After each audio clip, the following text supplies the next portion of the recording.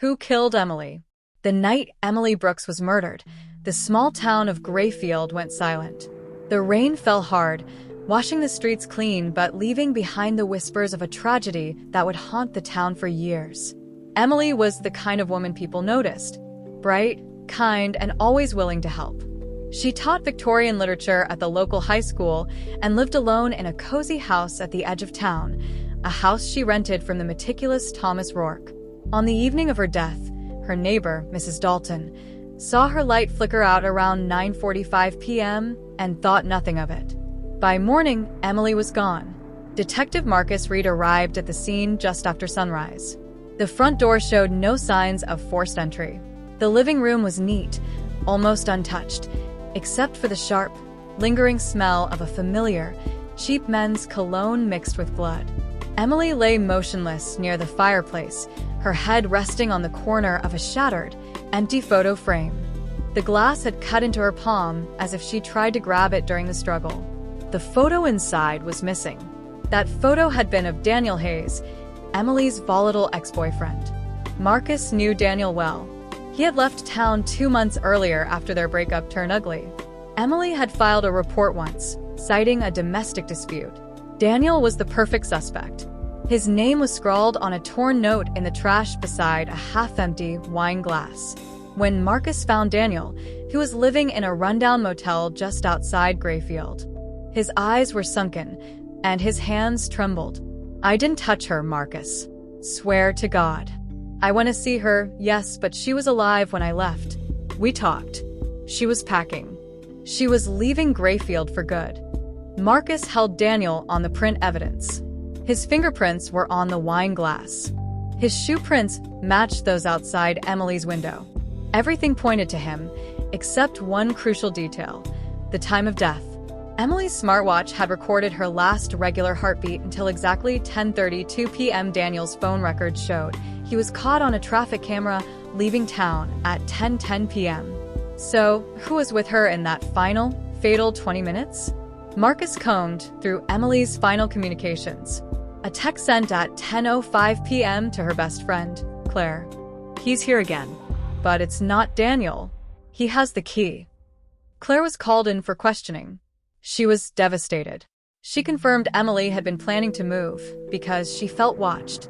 Then, through her sobs, she let slip the truth. "She told me she changed the locks, but Thomas Rourke, the landlord, he kept showing up, unannounced. He'd come to check the smoke detector or fix a dripping faucet at midnight." Emily started finding things moved. The landlord, Thomas Rourke, was a quiet, unassuming man who owned half the street.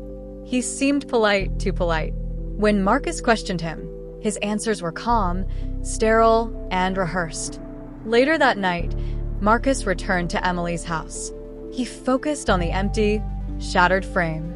The only thing of note was on the back, a small, dry smudge of silver powder, the kind used for dusting for fingerprints. It was Thomas Rourke's part-time job as a locksmith that gave him access to that specific, professional-grade powder. A search warrant for Rourke's properties revealed the final, unsettling piece. Inside a locked cabinet in his garage, Marcus found the missing photo of Daniel. But it wasn't just found. It was pinned to the wall with a detailed floor plan of Emily's house, complete with red circles marking the windows. Below it was an empty velvet box. When confronted with the evidence, Thomas didn't break. He simply stared at the photo. "She was perfect," he whispered, his calm voice chilling. "I kept her safe from him. She was going to move, going to leave my street, my house. I just wanted to ask her not to. I went in, it's my house, I have the key. She saw the photo I took from the frame. She called the police." He hadn't been furious that she was moving out.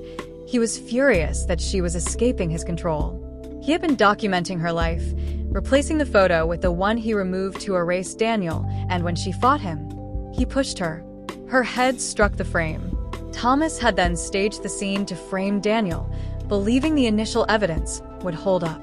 The silver powder smudge on the frame was from him removing the photo and hastily checking it for prints before replacing it with the empty frame. Daniel Hayes was released the next morning. The rain had stopped, but the town still felt heavy with grief. Emily's students placed flowers outside her gate, their notes fluttering softly in the wind. Detective Marcus Reed stood by her house one last time. The question that had shaken Grayfield, who killed Emily, was answered, but the peace it brought felt hollow. Because sometimes, the monsters aren't strangers hiding in the dark.